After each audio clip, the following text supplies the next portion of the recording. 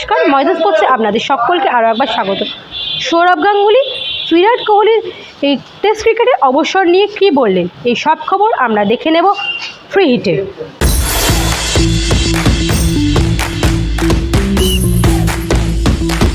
কয়েকদিন আগেই test cricket থেকে বিদায় নিয়েছেন বিরাট কোহলি। তার আগে টেস্ট থেকে সরে দাঁড়িয়েছেন রোহিত শর্মাও। তাই ইংল্যান্ডের বিরুদ্ধে টেস্ট সিরিজে বিরাট ও রোহিতকে ছাড়াই নামবে ভারত। বিরাটের টেস্ট থেকে অবসর নেওয়া প্রসঙ্গে কী বলছেন বাংলার মহারাজ? দেখো, খেলা ছাড়া কারোর নিজের ইচ্ছেতে খেলা ছেড়েছে তো। and it's been a fantastic career. Virat Kohli has been a fantastic career and so was Rohit Sharma. সিলেক্টরদের যেটা ভালো বুঝবে, অনেক কিছু প্রোজ অ্যান্ড কনস আছে, লং টার্ম আছে, বুমরাজ ইঞ্জুরি আছে, সব কিছু মিলিয়ে হোয়াট এভার দে ডিসাইড।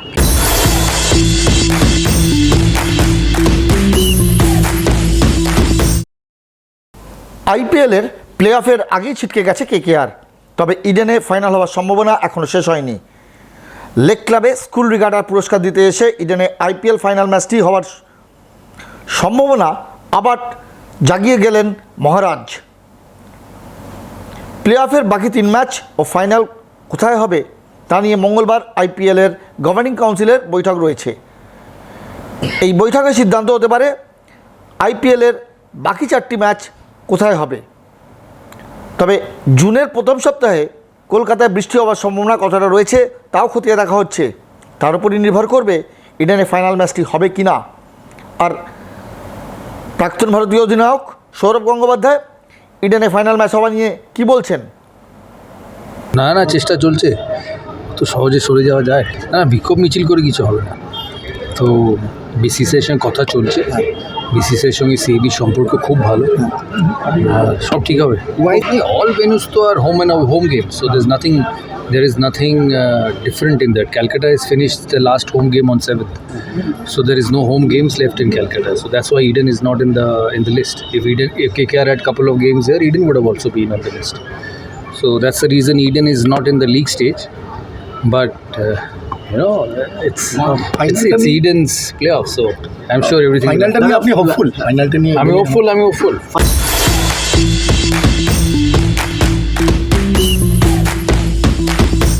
ময়দানে আনাচে কানাচে বাকি সব খবর দেখে নিতে আমরা চোখ রাখবো ময়দানি কিচির মিচিরে।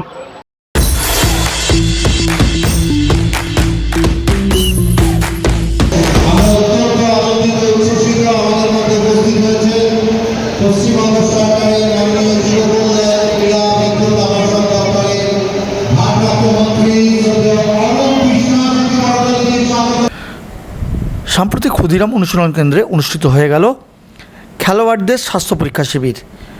এই স্বাস্থ্য পরীক্ষা শিবিরের উদ্যোক্তা ময়দান সাথী। কয়েকদিন পরই শুরু হচ্ছে কলকাতা ফুটবল লিগ। তার আগে খেলোয়াড়দের শারীরিক কোনো সমস্যা আছে কি না তা দেখতেই এই শিবিরের আয়োজন করা হয়েছিল। স্বাস্থ্য শিবিরের পর ময়দান সাথীর পরবর্তী লক্ষ্য কী জানালেন স্বরূপ বিশ্বাস, সৌরভ পালরা। 1 থেকে 2 মাসের মধ্যেই হয়তো বাংলার যত 5th ডিভিশন ক্লাব বা নার্সারি ক্লাব আছে, যাদের দরকার আছে, বা সারা বাংলার একাডেমি আছে, আমরা 2 থেকে 3 হাজার ফুটবল দেব। এই কাজটা আমাদের চলতেই থাকবে।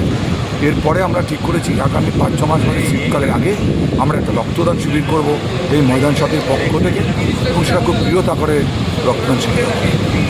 যেটা মূল লক্ষ্য বা আমাদের ময়দান সাথী যেটা মূল লক্ষ্য, এবার সেই প্লেয়ারগুলোকে যদি চোট লাগে কীভাবে তাদের ট্রিটমেন্ট করা যায়, ফ্রি অফ কস্ট বা রিহ্যাব করা যায়, সেদিকে একটা চিন্তাভাবনা করছি। খুব শীঘ্রই আপনাদের জানাবো যে আমি কী চিন্তাভাবনা করছি বা ময়দান সাথীর পক্ষ থেকে আমরা কী করব।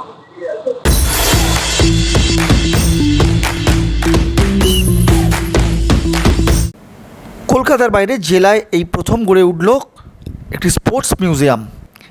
এই স্পোর্টস মিউজিয়ামটি গড়ে উঠেছে পূর্ব মেদিনীপুরের মন্দারমণিতে।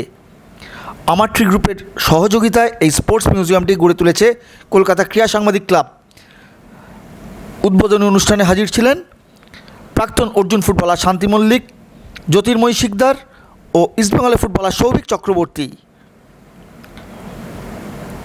এই স্পোর্টস মিউজিয়ামে স্থান পেয়েছে বিভিন্ন খেলোয়াড়ের ব্যবহৃত টি শার্ট থেকে শুরু করে তাদের বিভিন্ন সাজ সরঞ্জাম। এই নিয়ে কী বলছেন সৌভিক চক্রবর্তী? এটা করছে এবং এটা কলকাতার বাইরে এই একটা জায়গায় এটা করছে, মফস্বল বা জেলার লোকেরা দেখতে পাবে এবং প্রত্যেক দিন বা ইন ফিউচার আরও অনেক যে মানে প্লেয়ারদের কাছ থেকে সবাই মিলে এগুলো মানে যদি কালেক্ট করা যায় এই জিনিসটা পরে ভবিষ্যতে অনেক ভালো একটা জায়গায় যাবে, সুতরাং এটা একটা জেলার মানুষদের জন্য খুব ভালো জায়গা, মানে তারা উৎসাহ পাবে। আমি অবশ্যই উদ্যোগ নেব, আমি চেষ্টা করব ওনাদের জার্সিগুলো যেগুলো তখন এসে যেগুলো খেলেছে সেগুলো জোগাড় করে এখানে আনার অবশ্যই চেষ্টা করবো। ওনার বা নালুদা বা জ্যাম্প্রতা এদের যারা প্রবাদ প্রতিম প্লেয়ার। খুব ভালো লাগছে যে একটা স্বপ্ন তার প্রথম অধ্যায় বাস্তবায়িত হলো। আগামী দিনে যেটা শুভেন্দা বললেন যে হয়তোবা আজকের এই ছোট্ট বাংলো একটা বড় মিউজিয়ামের আকার ধারণ করবে, হয়তো এই জেলার একটা অন্যতম আকর্ষণীয় স্থান হবে, যেটা দেখতে সারা জেলা থেকে সারা রাজ্য থেকে আসবে, সবাই আসবে, দর্শনার্থীরা আসবে। আপনারা জানেন এখানে খুব শীঘ্রই কিছুদিনের আগেই এখানে জগন্নাথ মন্দির ধাম একটা পালক এখানে একটা যুক্ত হয়েছে। তার সঙ্গে সঙ্গে যদি আমরাও এটাকে এগিয়ে নিয়ে যেতে পারি তাহলে এটা একটা পাশাপাশি একটা সামাজিক কর্তব্য আমরা পালন করতে পারবো আমি মনে করি।